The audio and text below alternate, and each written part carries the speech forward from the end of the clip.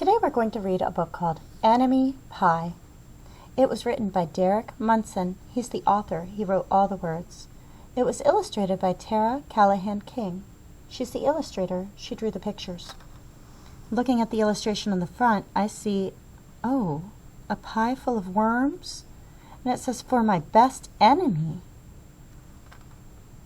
Do you know the word enemy? Ooh, that means somebody that you don't like very much and they don't like you very much.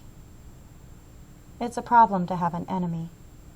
We shouldn't have enemies. We should try and get along with everyone. Let's read more about this book, Enemy Pie.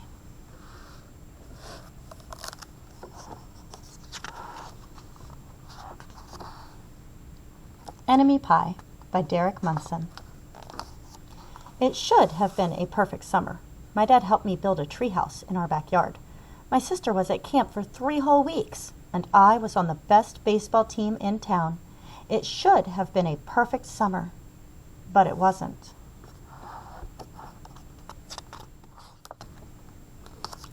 It was all good until Jeremy Ross moved into the neighborhood, right next door to my best friend Stanley.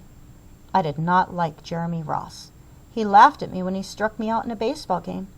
He had a party on his trampoline, and I wasn't even invited, but my best friend Stanley was. Jeremy Ross was the one and only person on my enemy list. I never even had an enemy list until he moved into the neighborhood.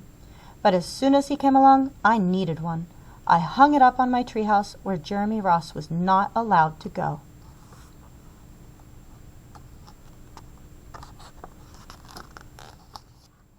Dad understood stuff like enemies. He told me that when he was my age, he had enemies too, but he knew of a way to get rid of them. I asked him to tell me how. Tell you how? I'll show you how, he said. He pulled a really old recipe book off of the kitchen shelf, and inside there was a worn-out scrap of paper with faded writing. Dad held it up and squinted at it. Enemy pie, he said, satisfied. You may be wondering, what exactly is in enemy pie? I was wondering too, but Dad said the recipe was so secret he couldn't even tell me. I decided it must be magic. I begged him to tell me something. Anything. I will tell you this, he said. Enemy pie is the fastest known way to get rid of enemies. Now, of course, this got my mind working. What kind of things, disgusting things, would I put into a pie for an enemy? I brought Dad some weeds from the garden, but he just shook his head. I brought him earthworms and rocks, but he didn't think he'd need those. I gave him the gum that I had been chewing on all morning, and he gave it right back to me. Yuck.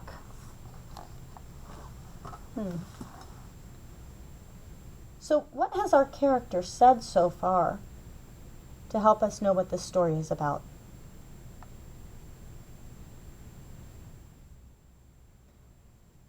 That there was a boy that moved in, Jeremy Ross, right next door to his best friend Stanley, and laughed at him when he struck him out playing baseball, and now our character doesn't like him, and he's calling him his enemy.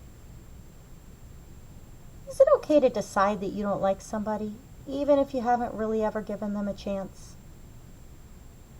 No, we should be trying to get along. Let's find out more about what our character says and what he does so that we can figure out how our character's feeling. And we'll find out if it changes towards the end of the book. Good books have characters that have feelings, and sometimes those feelings change. I went out to play alone. I shot baskets until the ball got stuck on the roof. I threw a boomerang that never came back to me. And all the while, I listened to the sounds of my dad chopping and stirring and blending the ingredients of enemy pie.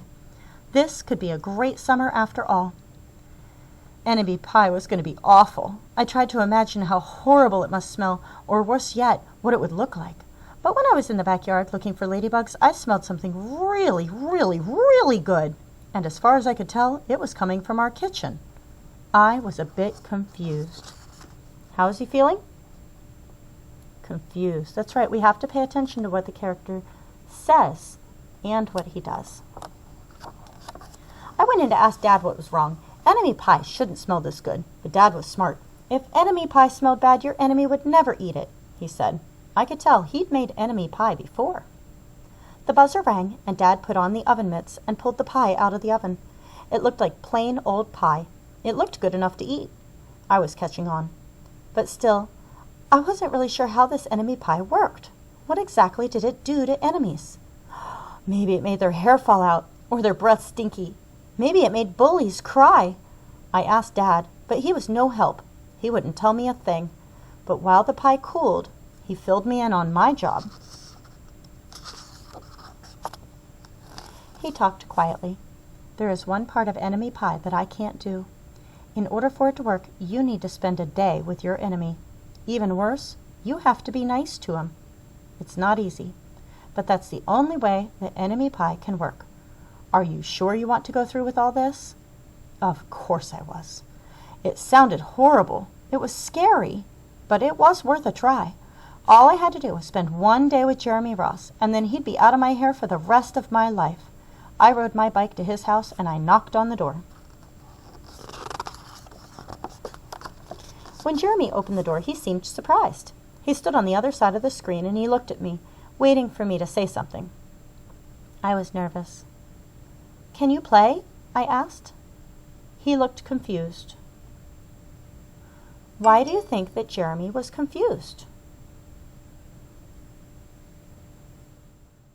If he knows that our main character doesn't like him very much, he's probably confused as to why he would want to play with him. I'll go ask my mom, he said. He came back with his shoes in his hand, and his mom walked around the corner to say hello. You boys stay out of trouble, she said, smiling. We rode bikes for a while and played on the trampoline. Then we made some water balloons and threw them at the neighborhood girls. Well, that's not nice. But we missed. Oh, good. I'm glad they missed. Jeremy's mom made us lunch, and after lunch we went over to my house. It was strange, but I was kind of having fun with my enemy. He almost seemed nice. But, of course, I couldn't tell Dad that because he had worked so hard to make this enemy pie. Jeremy Ross liked my basketball hoop. He said he wished he had a basketball hoop, but they didn't have room for one. I let him win a game, just to be nice. What did he do?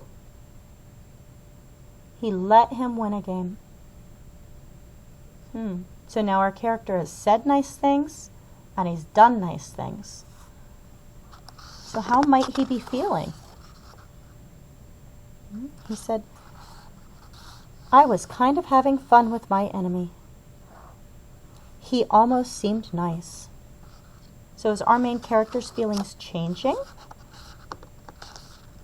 Let's read and find out more. We have to pay attention to what the character says and does to figure out how he's feeling.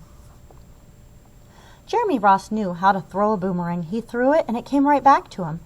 I threw it and it went over my house and into the backyard. When we climbed over to the fence to find it, the first thing Jeremy noticed was my treehouse. My treehouse was my treehouse. I was the boss. If my sister wanted in, I didn't have to let her. If my dad wanted in, I didn't have to let him. And if Jeremy wanted in... Can we go in it? He asked. I knew he was going to ask me that. But he was the top person, the only person on my enemy list, and enemies aren't allowed in my treehouse. But he did teach me to throw a boomerang, and he did have me over for lunch, and he did let me play on his trampoline. He wasn't being a very good enemy.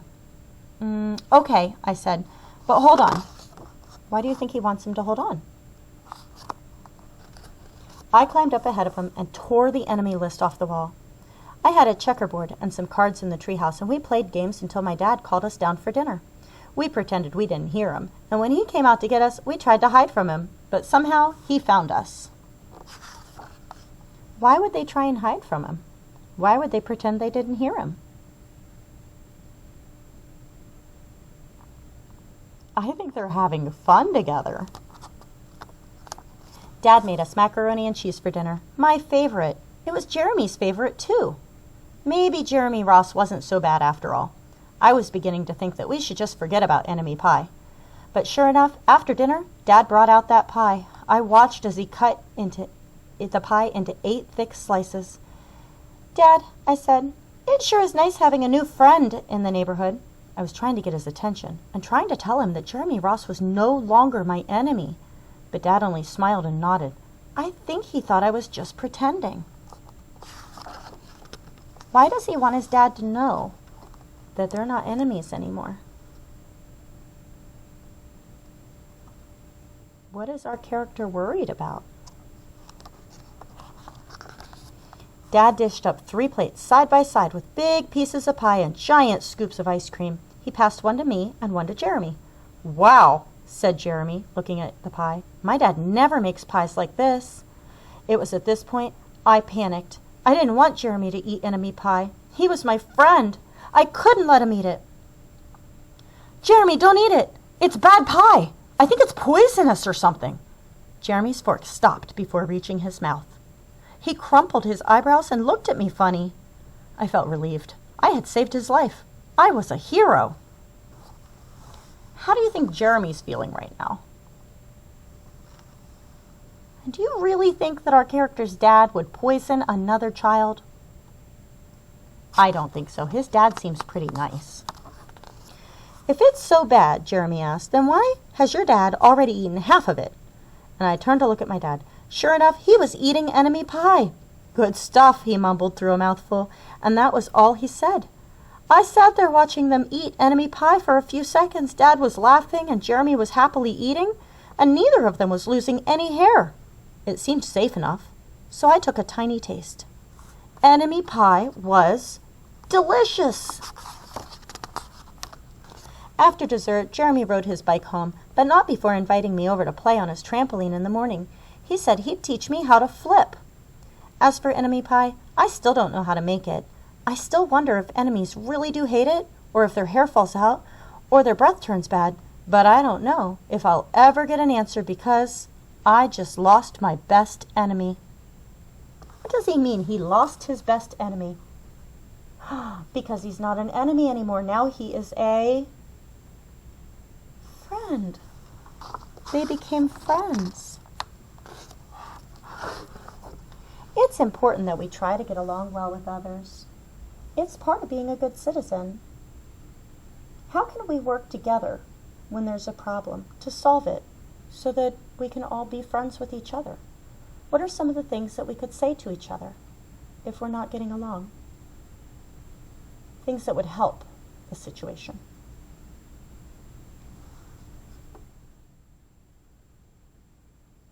Yeah. I think our character could have told Jeremy that he'd hurt his feelings when he laughed at him in the baseball game, or that it hurt his feelings when he didn't invite him over with Stanley to play on the trampoline. Maybe if Jeremy had known that in the beginning, they could have gone and played together a long time ago. Sometimes we just have to speak up about how we feel. That way, people don't get confused. Thank you for reading the book with me today.